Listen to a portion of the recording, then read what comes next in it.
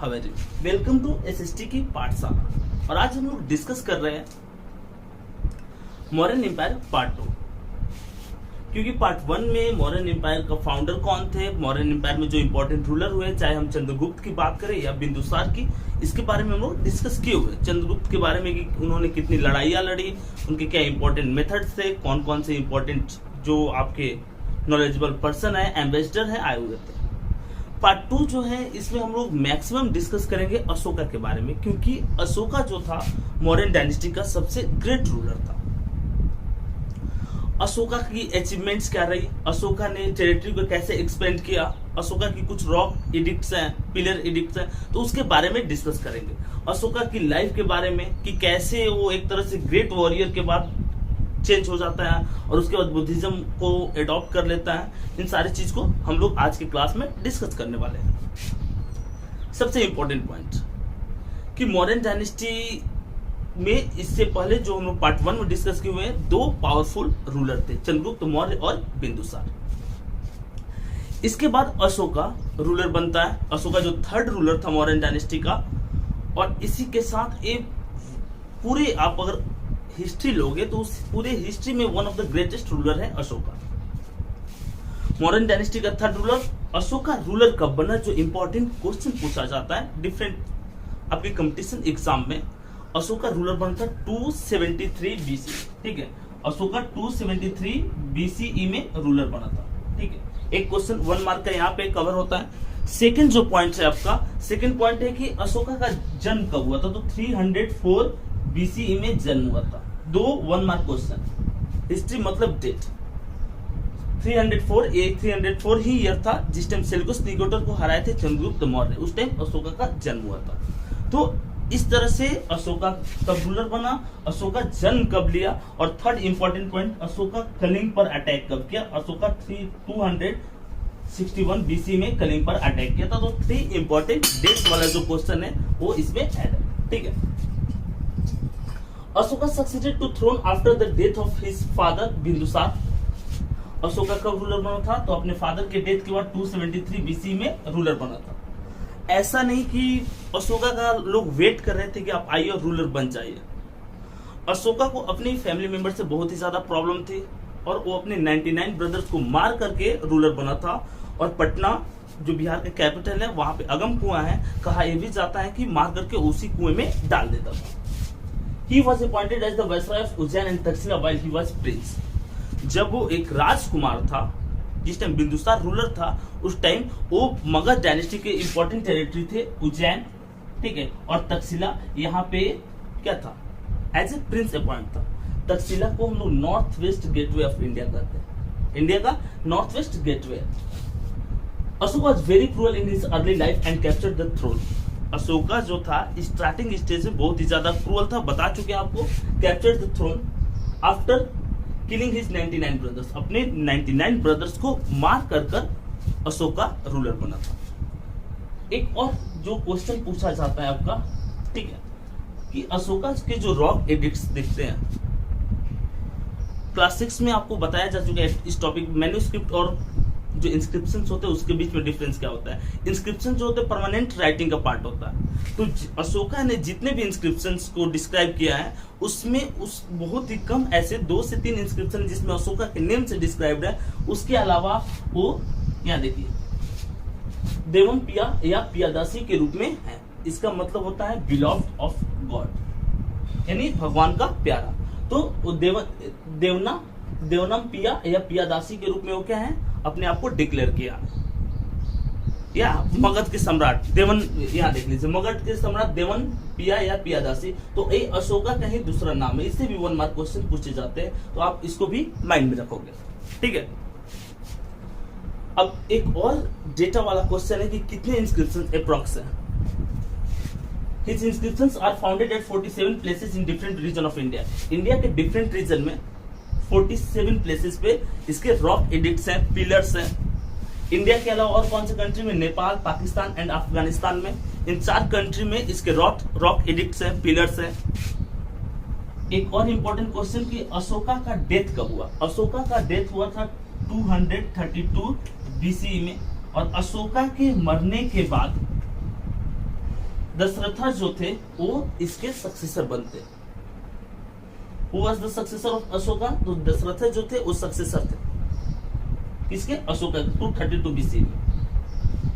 एक और important fact है कि जब 261 BC कलिंग अटैक के बाद अशोका ने बुद्धिज्म को अडॉप्ट कर लिया था, जिसके बाद उसने शस्त्र का त्याग कर दिया था 261, फिर भी वो 30 इयर्स तक कैसे रूल कर पाता है, 30 इयर्स तक कैसे मगध मजबूत रह पाता है? इसका एक मेन रीजन था कि अशोका एक ग्रेट वॉरियर था, एक बोल्ड रिफॉर्मर था। लोगों के अंदर, राजा जो थे उनके अंदर ये डर थी कि कहीं अशोका ने फिर से शस्त्र उठा लिया तो फिर वो कहीं के नहीं रहेंगे। तो अशोका जब तक जिंदा था तब तक मगध यूनाइट था, मगध पे कोई प्रॉब्लम नहीं थी। लेकिन जैसे ही अशोका का डेथ होता है तो मगध जो है डिफरेंट पार्ट में डिवाइड हो जाते हैं, उसके जो प्रोविंसेस थे उसको टैक्स नहीं दे पाते हैं, तो ये मेजर प्रॉब्लम रहेगी मगध इंपायर के डिक्लाइन होने का।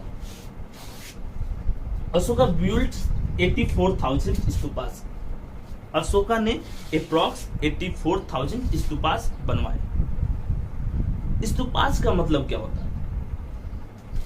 स्तूपास का मतलब होता है एक ऐसा टेम्पल जहां पे बुद्धिज्म वाले जो है, हिनायन वाले नहीं, महायान वाले, जो भगवान बुद्ध से रिलेटेड, उनकी लाइफ से रिलेटेड इंपॉर्टेंट चीजों को रखते हो और उनकी पूजा करते हो। तो महायान वाले जो थे उनके लिए स्तूपास होते थे। इसको अगर हमको डिस्क्राइब करना हो तो हम लोग बोलेंगे एक तरह से बुद्धिज्म टेम्पल। स्तूपास के साथ साथ अशोका ने बहुत सारी मोनास्ट्रीज भी बनवाई। एक और important question, Sanchi stupa one of the great stupas है। सांची स्तूपास जो है यूनेस्को के द्वारा वो लिस्टेड है। सांची स्तूपास जो है वो one of the greatest stupas है। उसको देखने के लिए, अशोका के द्वारा बनाए हुए स्तूपास को देखने के लिए जो बुद्धिज्म के डिफरेंट कंट्री वाले फॉलोअर्स हैं वो इंडिया आते हैं।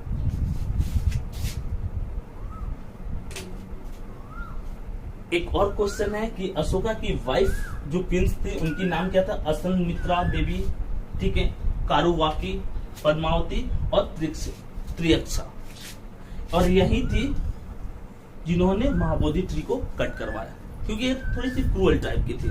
और जो अशोका की ये सबसे प्रिय रानी थी कारुवाकी।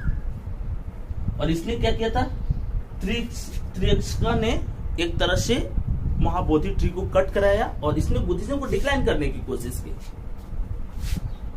इनके जो चिल्ड्रन थे महेंद्र, संघमित्रा, तिवाला, कुणाल और चारुमती, ठीक है। महेंद्र, संघमित्रा, इनका नाम आप हिस्ट्री में जानते हैं ऑलरेडी, क्योंकि अशोका ने जब बुद्धिज्म को एडॉप्ट कर लिया था तो इंडिया के साथ साथ, इंडियन सब कॉन्टिनेंट के साथ साथ जो नेबरिंग कंट्री है वहां पर भी बुद्धिज्म को स्प्रेड करने की कोशिश की।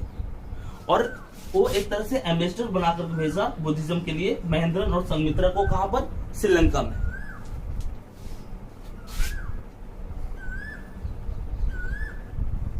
बुद्धिज्म को स्प्रेड करने के लिए देखिए, अशोका जो था एक तरह से हर रिलीजन के अलाउ करता था। अशोका भले बुद्धिज्म का फॉलोअर्स था, लेकिन उसने कभी भी अपने सिटीजन्स पे उनको प्रेशराइज, अपनी प्रजा को कभी प्रेशराइज नहीं किया कि आप बुद्धिज्म को एडॉप्ट कीजिए। हाँ, ये अलग बात है कि उसने बुद्धिज्म को फ्लोराइज करने के लिए डिफरेंट मेथड एडॉप्ट किया।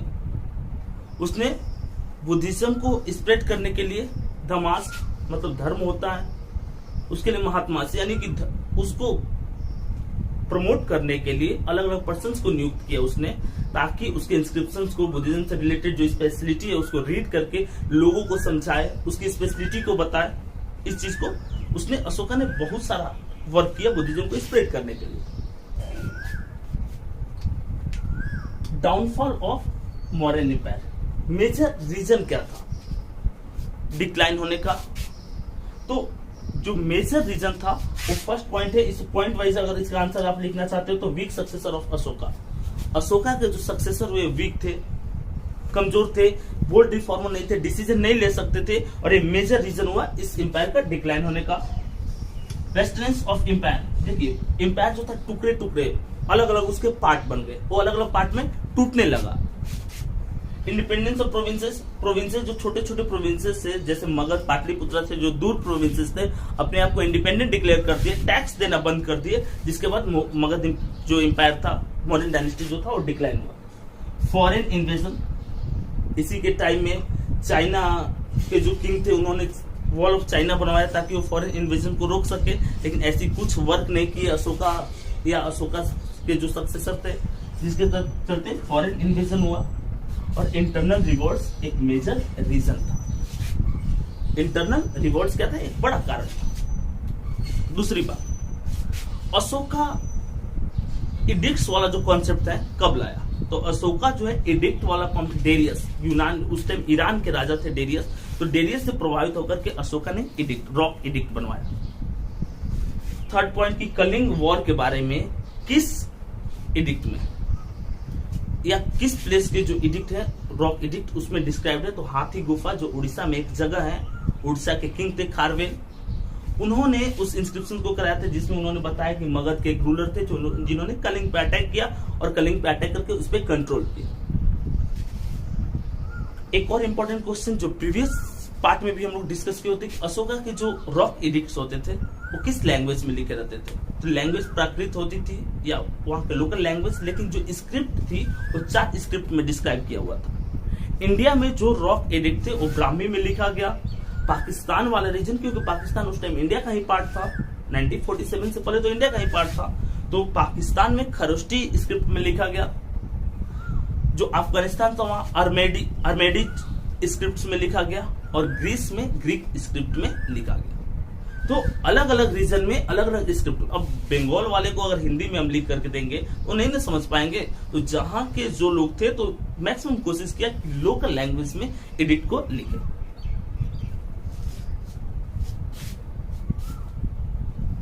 उसकी मेन अचीवमेंट्स क्या थी, जैसे आर्किटेक्चर, उसने किस किस तरह के आर्किटेक्चर को डेवलप किया, तो pillars, sculptures, rock cut architecture, ठीक है, स्तूपास, स्टोन्स, स्कल्पचर्स और टेराकोटा आर्ट्स। ये जो कुछ पॉइंट्स हैं ये मौर्यन डायनेस्टी की सबसे स्पेशलिटी थी आर्किटेक्चर के मामले में।